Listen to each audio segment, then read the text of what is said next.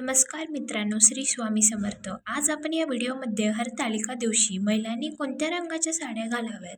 हरतालिका तीज हा सण विवाहित स्त्रिया आपल्या पतीच्या दीर्घायुष्यासाठी आणि अविवाहित स्त्रिया चांगला पती मिळावा यासाठी साजरा करतात.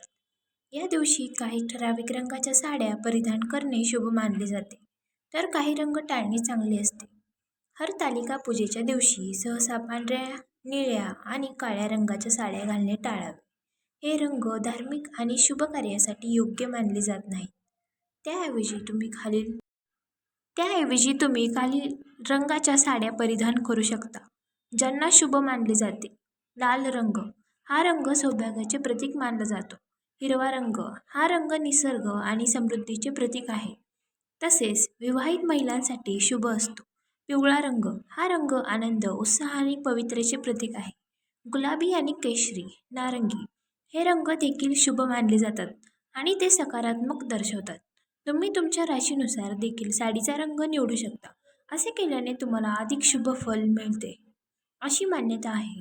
व्हिडिओ आवडला असेल तर आपल्या कुबेर लक्ष्मी या चॅनेलला नक्की सबस्क्राईब करा.